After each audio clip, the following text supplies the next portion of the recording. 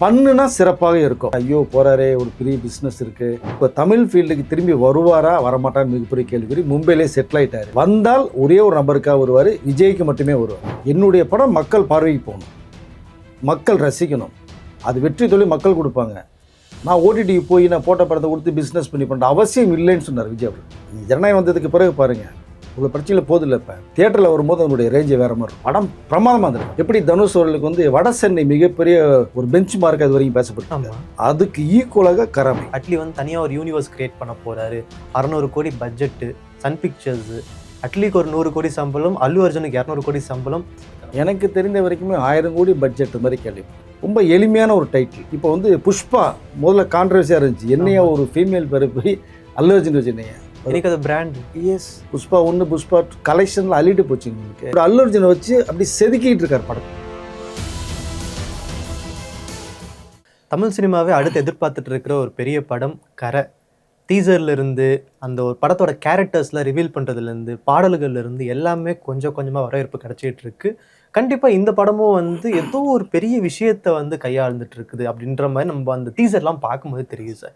படம் எப்படி வந்துருக்கு? நிஜ சம்பவத்தின் அடிப்படையில் எடுக்கப்பட்ட படம் சார். ஓகே, படம் பிரமாதமாக இருந்திருக்காங்க. எப்படி தனுஷ் அவர்களுக்கு வந்து வட சென்னை மிகப்பெரிய ஒரு பெஞ்ச் மார்க் அது வரைக்கும் பேசப்பட்டு, அதுக்கு ஈக்குவலாக கரமை.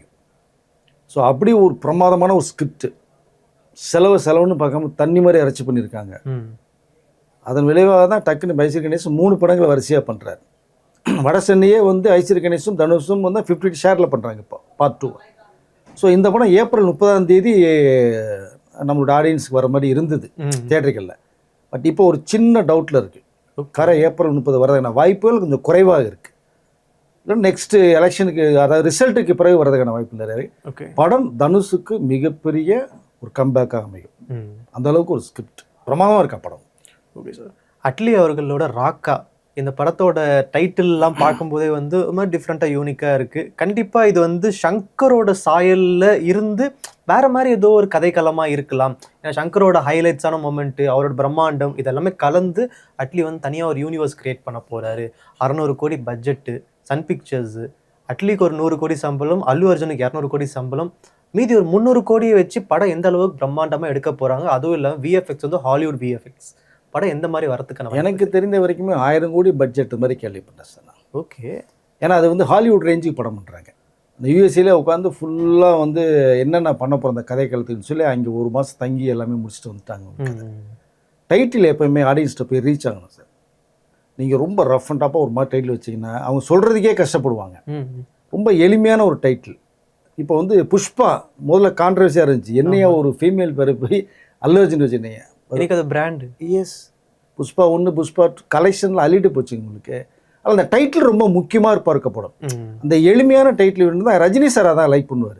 மக்கள் சொல்கிறது அளவுக்கு இருக்கணும், ஈஸியாக இருக்கணும், அதை வந்து வாய்க்குள்ளே வராத அளவுக்கு வைக்காதீங்க பாரு. இந்த டைட்டில் ஃபர்ஸ்ட் ஆஃப் ஆல் அட்லிக்கு மிகப்பெரிய ப்ளஸ்ஸாக இருக்குது, அமைஞ்சிக்கிச்சு.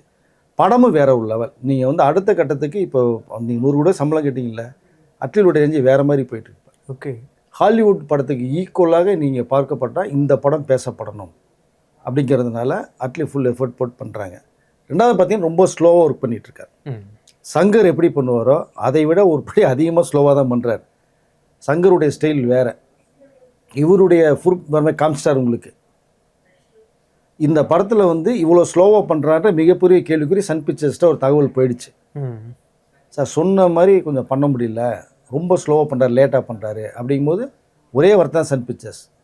அதை நான் கவலைப்பட வேண்டியது, நானே கவலைப்படல, நீங்கள் ஏப்பா கவலைப்படுறீங்க?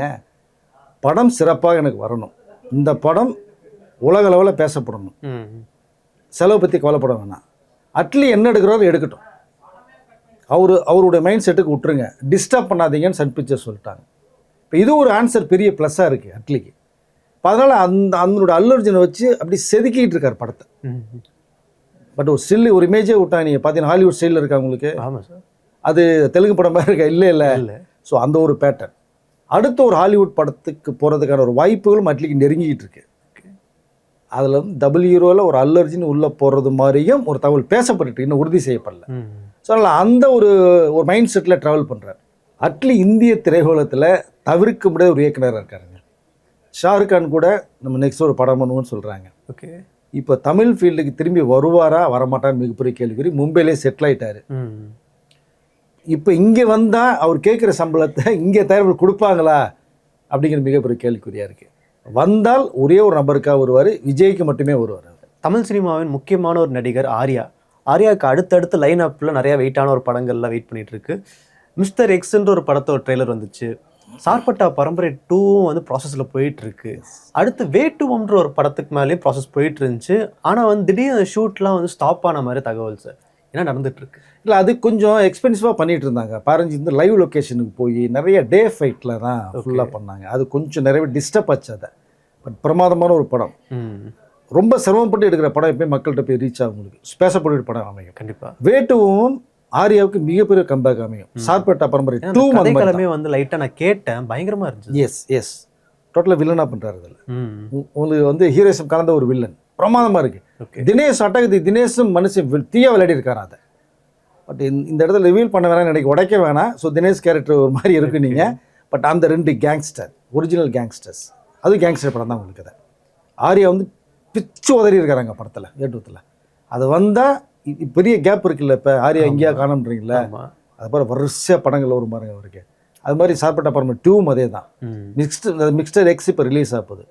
அதில் கௌதம் கார்த்திக் வில்லனா பண்ணிருக்கிறத ஒரு தகவல் வருது. ஸோ கான்ட்ராஸ்டாக இருக்குது. அதை ஸோ லைனப்பில் அவரும் 4-5 படம் வச்சிட்டு இருக்காரு. ஒரு படம் திரும்ப வந்து ஒரு ஹிட்டை கொடுக்கணும். ஹிட்டை கொடுத்ததுன்னா திரும்பி வந்து ஒரு கிட்டத்தட்ட ஒரு 10 படங்களுக்கு வரிசையாக பேசப்படுற நடிகராக இருப்பார். தளபதி விஜய், நடிகர் விஜயை வந்து மீண்டும் நம்ம பார்க்கறதுக்கான வாய்ப்புகள் சுத்தமாக இல்லவே இல்லையா சார்? எப்படி சார் அது வந்து? ஏன்னா இப்போ கூட வந்து விக்கிபீடியாவில் போட்டு பார்த்தா, விஜய்ன்னு தேடி பார்த்தா கீழே டெசிக்னேஷன் வந்து பொலிட்டீஷியன் தான் வருது. ஃபார்மர் ஆக்டர் தான் காட்டுறாங்க. ஸோ அவ்வளோதான், முழுக்க பொலிட்டீஷியனாகவே மாறிட்டார். ஃபார்மர் ஆக்டுங்கிறது உண்மை தானே. அவர் தான் படத்தை முடிச்சுட்டு வெளில வந்துட்டார். இறுதி படம்னு சொல்லிட்டாரு. படங்கள் பண்ண மாட்டேன், என்னுடைய இறுதி வாழ்க்கை என்னுடைய அரசியல் பயணம் தான். வெற்றி கொடுத்தா நான் உட்காந்து மக்களுக்கு செய்வேன், வேறு ஏதாவது தோல்வியை கொடுத்தாங்கன்னா வெற்றிக்கு நான் போராடுவேங்கிற விஷயத்தை விஜயே சொல்லியிருக்காரு. அப்போ அவருடைய அடுத்த கட்ட பயணம் வந்து முழு மூச்சாக இறங்குவார். ஏன்னா எம்ஜிஆர் அவர்களும் வந்து அரசியலுக்கு வந்ததுக்கு அப்புறமாவும் சில படங்கள் நடிச்சிட்டு இருந்தாரு. அதுக்கப்புறம் விஜயகாந்த் அவர்களும் அரசியலுக்கு வந்ததுக்கு அப்புறமும் சில படங்கள்லாம் ரிலீஸ் ஆகிட்டு இருந்துச்சு. ஸோ அதே போல் இவருக்கும் நடக்க வாய்ப்புகள் இருக்குன்ற மாதிரி ரசிகர் சார்பில் ஒரு சில கேள்விகள் வந்துட்டு இருக்கு. இல்லை, பண்ணுனா சிறப்பாக இருக்கும். நீங்கள் நிறைய தரப்பிலே வந்தீங்கன்னா ஐயோ போகிறாரே, ஒரு பெரிய பிஸ்னஸ் இருக்குது, ஒரு ஸ்பேஸ் விட்டுட்டு போகிறேங்கிற அளவுக்கு தான் இவங்களோட ஆதங்கம் இருந்தது. இங்கே குறிப்பாக பார்க்கணும்னா எம்ஜிஆர் அவரோட பார்த்தீங்கன்னா 72 கட்சி ஆரம்பித்தாங்க. 77 தான் முதலமைச்சர் ஆகும்போது அந்த 5 வருடங்கள் நிறைய படம் பண்ணாங்க. சூப்பர் டூப்பர் பாக்ஸ் ஆஃபீஸ் படமாக கொடுத்தாங்க. இதே கனி, உரிமை குரல்லாம் பயங்கர ஹிட் உங்களுக்கு. அதை ஸோ அப்படிப்பட்ட ஒரு இது பண்ணும்போது விஜய் பண்ணுறதுல ஒன்றும் தவறு கிடையாது. ஆனால் அவருடைய கனவு ஒன்று இருக்கு இல்லையா, இப்போ அங்கே போய் உட்காந்துட்டானா பண்ணுறதுக்கு வாய்ப்பு இருக்காது. அது ரொம்ப ரொம்ப சிரமம். பட் இப்போவும் நீங்கள் பார்த்தீங்கன்னா ஆந்திராவில் பவன் கல்யாண் அவர் வந்து டெப்டி சிஎம் இருக்காரு. இருந்தாலும் தொடர்ந்து படம் பண்ணிட்டு இருக்காரு. இப்போ தொடர்ந்து டெப்டி சிஎம் போது ஒன்றும் பிரச்சனை இல்லை. பட் இந்த முதலமைச்சர் அப்படிங்கும்போது அது கொஞ்சம் வாய்ப்புகள் குறைவாக இருக்கும். ஆனால் இதுதான் இறுதி படம்னு சொல்லியிருக்காரு அவர். பட் எல்லாமே மாற்றம். ஸோ மாற்றங்கள் அதுக்கு வாய்ப்புகளும் இருக்கும். அதனால் பார்க்கலாம். மே 4ஆம் தேதிக்கு பிறகு தான் இந்த கேள்விக்கு ஒரு சரியான பதில் கிடைக்கும் நான் நினைக்கிறேன். நடித்தால் சிறப்பாக இருக்கும். அவருடைய அந்த எண்ணம் மக்கள் ஆதரவு கொடுத்து உட்கார வச்சிட்டாங்கன்னா அதற்கு வாய்ப்பு இல்லை. ஏன்னா தமிழ் சினிமாவை காப்பாற்ற வந்த ஒரு பெரிய நடிகர் தானே சார் விஜய் அவர்கள். மாஸ்டர்ன்ற ஒரு படத்துக்கு மூலியமா தானே மறுபடியும் அந்த கோவிட்லேருந்து தப்பிச்சு தமிழ் சினிமாவை மீண்டும் வந்துச்சு. எஸ், அதை ஒன்றும் மறுக்கவே முடியாது. கோவிட்ல அவ்வளோ பிரச்சனை நடந்துச்சுங்க. ஸ்ட்ரைட்டாக ஓடிடியில் ரிலீஸ் பண்ணலான்னாங்க. அப்பவும் பாருங்க, என்னுடைய படம் மக்கள் பார்வைக்கு போகணும், மக்கள் ரசிக்கணும், அது வெற்றி தொழில் மக்கள் கொடுப்பாங்க. நான் ஓடிடிக்கு போய் நான் போட்ட படத்தை கொடுத்து பிஸ்னஸ் பண்ணி பண்ணுற அவசியம் இல்லைன்னு சொன்னார் விஜய் அவர்கள். தயார் பண்ணிட்டு அதான் சொன்னாங்க. ஜனநாயகன் கூட இப்போ பார்த்தீங்கன்னா ஓடிடி ரிலீஸ் பண்ணலான்றாங்க. வேண்டாம், மக்கள் பார்வைக்கு போட்டோம், அவங்களுக்கு கொண்டாடுவாங்க. எப்போ வந்தாலும் இந்த படத்தை செலிப்ரேட் பண்ணுவாங்க. நீ ஜனநாயகம் வந்ததுக்கு பிறகு பாருங்கள், இவ்வளோ பிரச்சனையில் போதில்லை. இப்போ தியேட்டரில் வரும்போது அதனுடைய ரேஞ்சு வேறு மாதிரி இருக்கும். என்னதான் லீக் அவுட் ஆனாலும் சரி, என்ன ஆனாலும் சரி, தியேட்டரில் அது கலெக்ஷன், ஆமாம், செலிப்ரேஷன். ஆமாங்க. நீங்கள் ஓடிடியில் வந்த 20 டேஸ்க்கு வர படம் கூட பார்த்தீங்கன்னா துறந்தூரில் நீங்கள் ஓடிடியில் பாடுறதுக்கு நீங்கள் தெளிவு நிறைய டிஃப்ரெண்ட்டு எக்ஸ்பீரியன்ஸ் வேறு மாதிரி இருக்கும் உங்களுக்கு. அதனால் இவர் படம் பண்ணணுமா பண்ண வேணாமாங்கிறத மே 4ஆம் தேதிக்கு பிறகு நமக்கு தெரியும். நம்ம நேயர்களுக்காக நிறையா சொன்னீங்க சார். ரொம்ப நன்றி.